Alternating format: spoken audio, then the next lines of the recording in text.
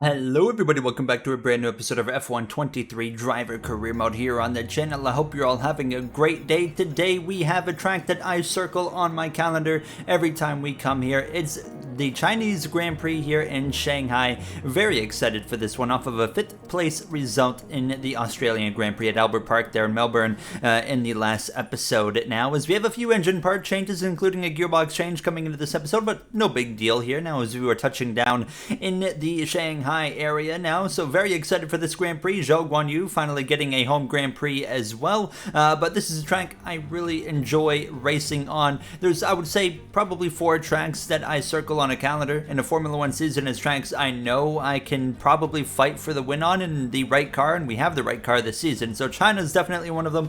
My home Grand Prix in Montreal, but as well, Mexico is one I always circle, and then of course my favorite circuit in the world, Singapore, a circuit that I always circle on the calendar. Here we are in free practice 1 though, Friday afternoon, getting acclimated with the track, getting a few laps under our belt here in this Aston Martin. We actually showed up to the track this weekend with a new sponsor for the Sauber team, as you can see on the screen right now. So they've got a brand new livery this weekend that they'll be running, and it's actually a Swiss sponsor, so it lines up with Sauber, of course, being a Swiss-based team with the sponsor of Swiss Made on the cars. So they're going to be partnered for the remainder of this season while they figure out their future for next season, which is looking like it's between some major brands like Audi, BMW, Porsche, 3 brands with major interest in taking over the Sauber team going into season 3 already of this career mode. Now, I know it's early season 2, but we're already looking at that 3rd season as we had a pretty decent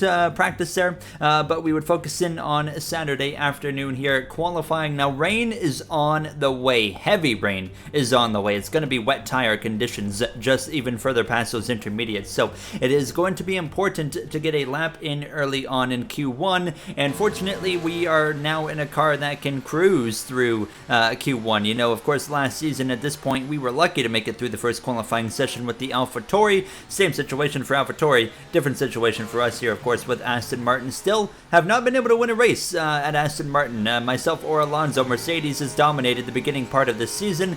We would cruise through into Q1. I was pretty happy with it. We were only P5, but the rain would come in and drench the circuit. You can see the sights and scenes right there. The rain just absolutely coming in and barreling down on the circuit. So that would wrap it up. Nobody could obviously go faster. So P5 as Gasly, De Vries, Sainz. A big exit there. Sainz in Q1, Stroll, and Tsunoda. So we kick off Q2, and this, you guys know if you've been watching since the start of this career mode, this is my bread and butter at this point in F123. When it starts raining in F122, I was awful. In F123, it's the complete opposite scenario. When it starts raining in F123, I am absolutely on fire. And we were having a just incredible lap here in Q2, and you're going to see the result here as we exit the final turn down the front straightaway. We are actually going to cross stripe and go top of the board, and I was so confident that I didn't run another lap in the session, and it would be enough to stay atop of the board here. Now, as you can see, Magnussen, Bottas, Piastri, Zhou Guanyu in his home Grand Prix weekend, and Logan Sargent all out in Q2.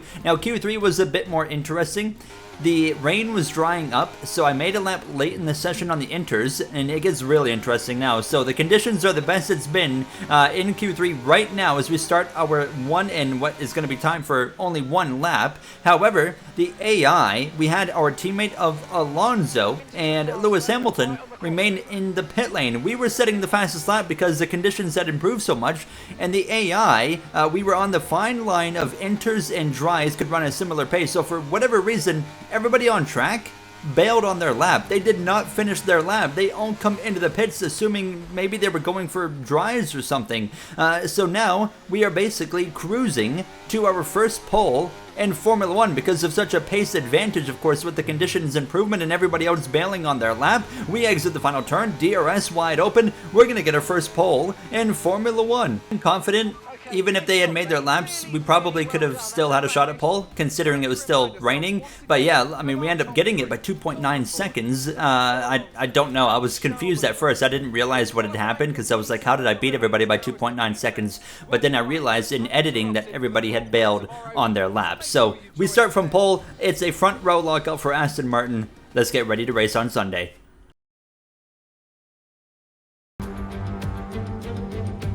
The Chinese Grand Prix then is upon us once again.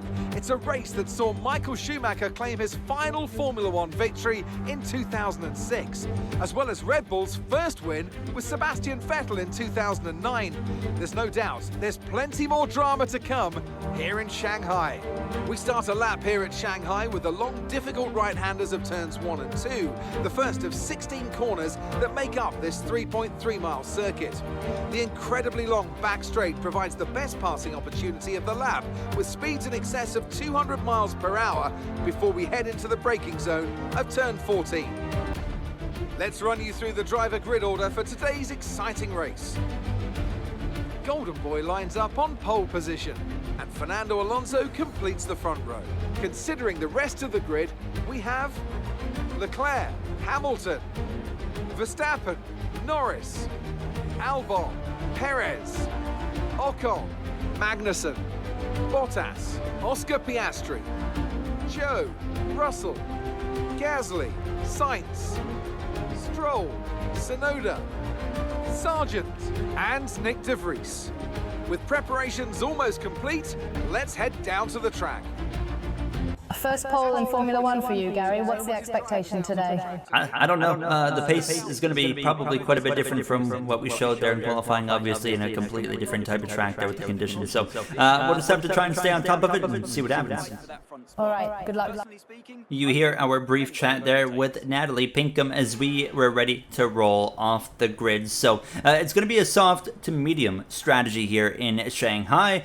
Most of the drivers are doing the soft to mediums. There is a few drivers that are going to be doing mediums to hards, including Alex Albon, Esteban Ocon, as well as Sainz and Tsunoda. But the majority starting on the softs as we get ready to roll here off the grid in the Chinese Grand Prix. Let's get ready to roll. So then, the formation lap is underway here in China. This circuit has mixed driver reactions with a never-ending turn 1, which tends to divide opinion. And much of the course is twisting until the back straight, which is 1.2 kilometers in length. So it's going to be interesting to see how the drivers get on today. Congratulations on pole this weekend, Gary. Go get them today. So as all the cars take their positions on the grid, the teams will be hoping their strategies pay off for them in today's race. The question I'm asking is which teams have got it right, and which ones have got it horribly wrong?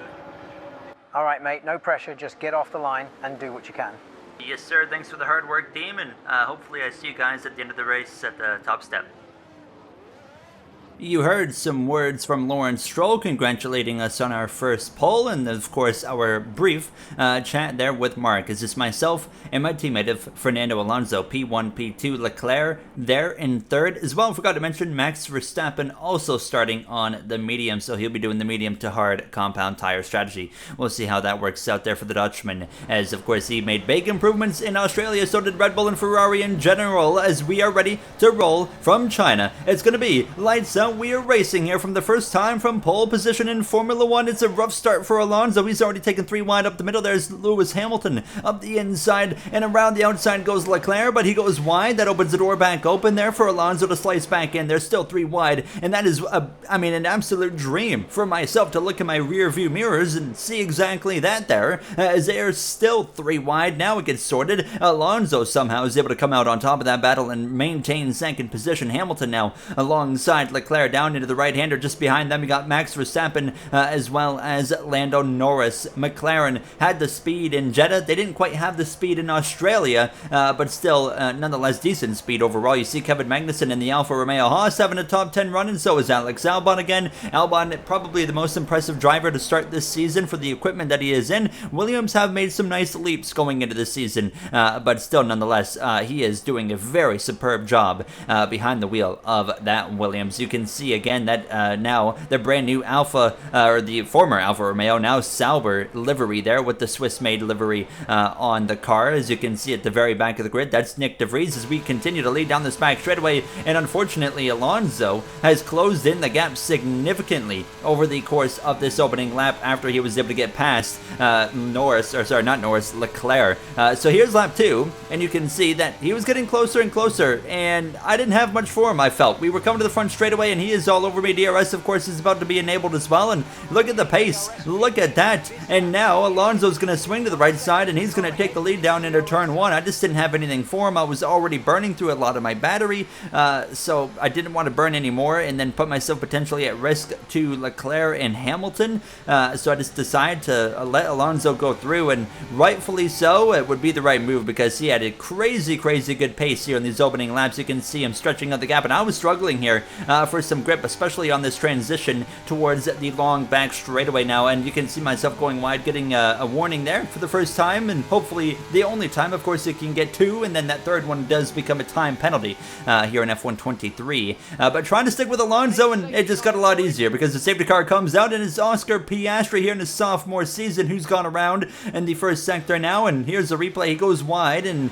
turn 2. Do you guys call that turn 2? Is that turn 3? I don't even know. But nonetheless, he goes around, and that's going to bring out a safety car due to how long he was stopped. Too early to really switch strategy or even think about it. We could, of course, try a hard tire, but I just don't think that's a realistic approach from this point. We will stay out and get ready to go bank racing, basically, here and wait a couple laps, and it was at the end of lap 6 when we would get ready to go bank green. So Alonso, the control car, he can go anywhere between now and the line. He chooses to go right there. So we get bank going here. We're going to lose a little bit of ground, but Aston Martin continues 1-2, which we have not been able to do this season. We have a great car, but Mercedes, specifically Hamilton, has had really good pace, unbeatable pace almost, as he's won 2 of the first 3 Grand Prix this season. Russell with the other win there in the middle. That came at Jeddah. So it's been tough, as of course we are working so close together with Mercedes. However, last episode we saw Ferrari and Red Bull really step up their game and get in between the Aston Martin and Mercedes dominance to begin the season. Now in the background, Nick de Vries, who started at the back, is out of the Grand Prix with a mechanical failure in the Alfa Romeo Haas. What a beautiful livery, but unfortunately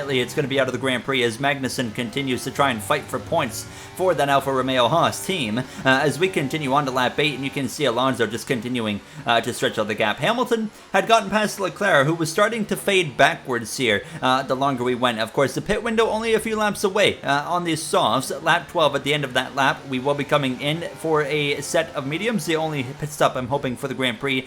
Fortunately, Alonso wouldn't drive away too much. We were still able to at least be within that DRS, but slipping and sliding around late in this run was certainly costing me time. You can see myself just having to counter steer. Look at that, through the right-hander, of course. A little bit of a bank corner, of course, now as well, but that allowed Hamilton to get right up on me and go past me. I didn't have anything for him late in this run. I was really struggling here.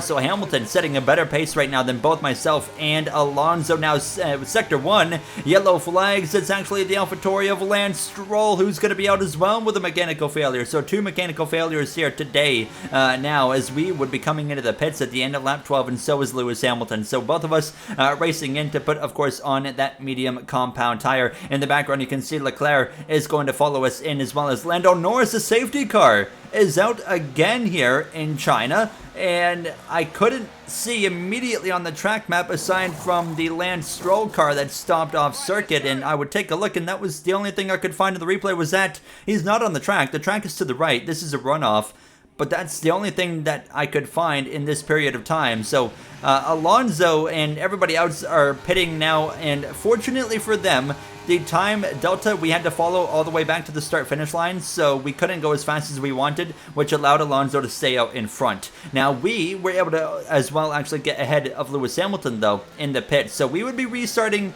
P2 a few laps later. It was a pretty quick safety car here. So Alonso, again, the control car, once again, he kind of caught me off guard, and then I go wide on the apex there in the final turn, so I did not do myself any favors both ways. We get back underway now, closing in, and you're going to notice when we go up this slight elevation here into turn 1, 2, and 3 and whatnot, we are definitely the strongest car of anybody through this specific series of corners. This really allows me to get right up on the back of whoever's in front of me and potentially set them up here now. Alonso, though, going to be in control right now, so we continue on in P2. Hamilton there right behind me now, and I'm thinking at this point, if Hamilton has more pace than me, he definitely was showing before the pit stop said he had more pace than Alonso. So I want to fight Lewis as much as I can, defend on him as hard as I can, try to allow Alonso to run away so he, of course, can potentially win this Grand Prix if I can't. And again, Hamilton trying to come back at me strong here over the next few laps. Lap 18, the gap between myself and Alonso had increased to 1.6 seconds. Really struggling to put up the same pace that the Spaniard and two-time world champion, of course, is putting up on the board right now. The pressure from Hamilton continues as I continue to struggle for grip as well, no matter what the tire situation is at this point. So here comes Hamilton down the long back straightaway into the final hairpin on the circuit. Now we are going to be able to stay ahead, defending as hard as I can to allow Fernando to run away, of course, costing myself time, costing Hamilton time. Now 2.2 seconds between us, and then again Hamilton lunging it up the inside into turn one. I'm not going to quite back out of it yet. We're going to try and swing back around the outside. Like I said, this is our strongest part of the circuit, and it allows us to fight back and get ahead of Lewis now. So I was kind of hoping I could get at least a 3-second gap between Hamilton and Alonso before I stopped being a thorn in Lewis's side. It was up to now 2.5 seconds, so pretty close to that goal. And we would come down the long back straightaway again, and now actually I run wide, so I knew that I was going to get past right here because of that, and we were 3.2 seconds behind Fernando, so I wasn't too disappointed at that point. I had drained my batteries, so the goal was to just stay in Hamilton's DRS and save as much battery as I can for a potential late race push. Nonetheless, though, I think it's time to go through the grid here in the final 10 laps of the Grand Prix. It's been over a decade since Fernando Alonso was on the top step of the podium. Today could just be the day he wins again.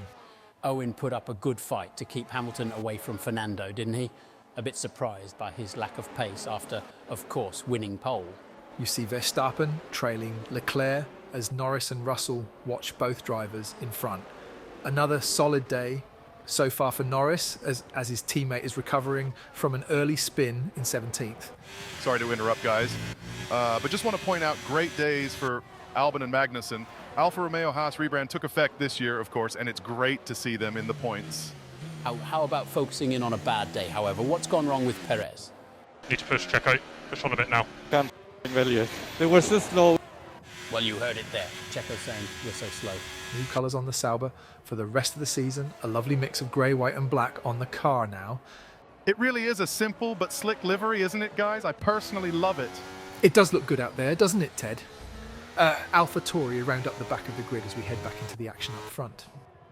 All right, there you have through the grid here. Less than 10 laps to go in the Chinese Grand Prix. And here we are with a big run on Lewis Hamilton down towards turn one up the inside. We were able to stay with him. I kind of forced his hand there. I said, you back out or we might collide. Fortunately, he took the first option and backed out of it here now. So trying to get back into second place. We do that successfully here and actually open up the gap to about half a second between myself and Lewis's safety car is going to fly again on lap 22. And it's for the Spaniard of Sainz, who's gone around late in this Grand Prix. And here's a replay. Sainz just drops it out of the hairpin, and around it goes right on the nose of Perez, who fortunately was able to stay off of him. But that's going to be the third safety car. Really did not expect that coming into this Grand Prix. I thought maybe one, okay, but 3 safety cars in China was certainly not even a thought that had crossed my mind. So this gives us a chance. I felt like I was starting to find some pace over those last few laps, and we had proven that by passing Lewis Hamilton and moving back up in a second.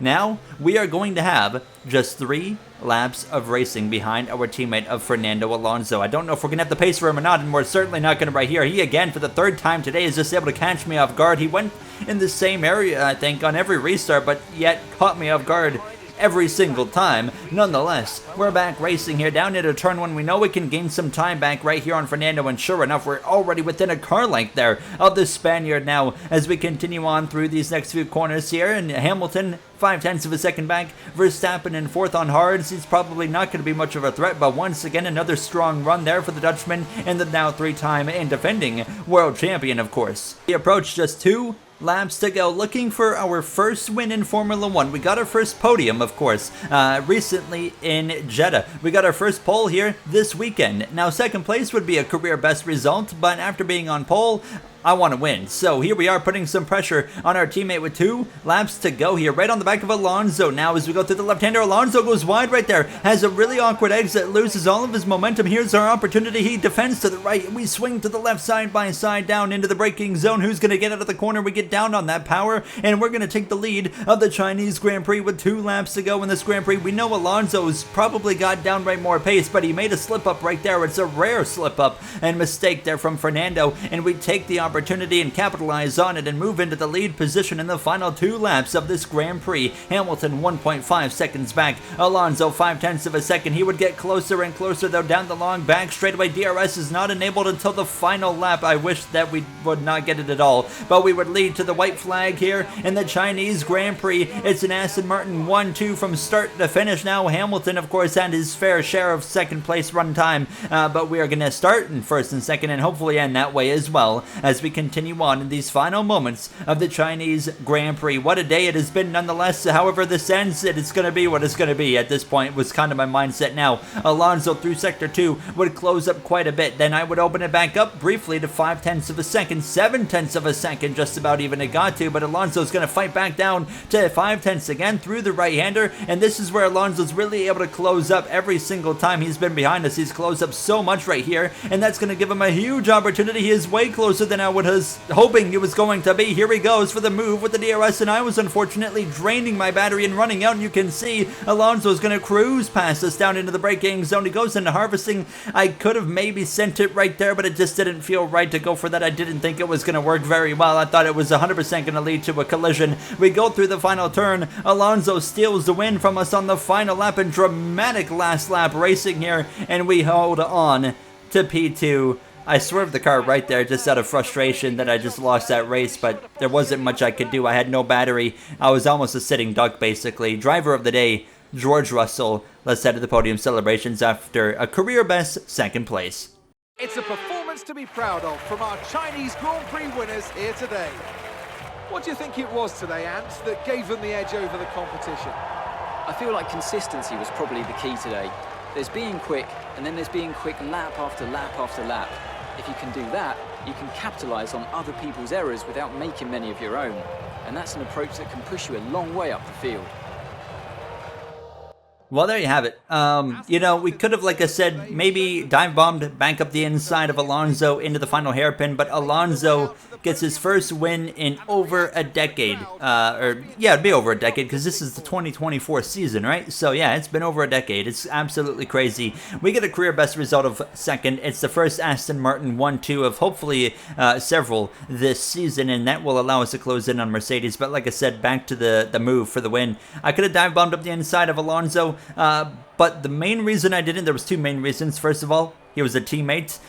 Second of all, we were the one losing the momentum. Alonso had all the momentum going down into the corner. If I was the one that was closing the gap going into the corner, I'm probably sending it there. However, we had no forward momentum. I just felt like that would have been a guaranteed collision on the apex and maybe could have screwed us both over. However, Fernando probably would have held on, or one of us at least would have gotten it. But yeah, that's kind of my reasoning as why I didn't sail it off in there. So it is what it is. Really frustrating. There's not much else I could have done there other than maybe weaving across the track. I don't know. But you can see 29 points back. So we still nonetheless close in on Lewis Hamilton, George Russell as well. And on the constructor side of things, we make some gains after Russell had a bit of a rough day here in Shanghai. So you're going to see the constructors standings here. 28 points between us in the top two, Ferrari and Red Bull there, backed by quite a margin. McLaren only a few points back from Red Bull. But that'll wrap it up for us. We head to Baku, I think, in the next one for our first sprint weekend of the season. Hopefully we can be strong there as well. I'll see you guys then. Have a great day, everybody.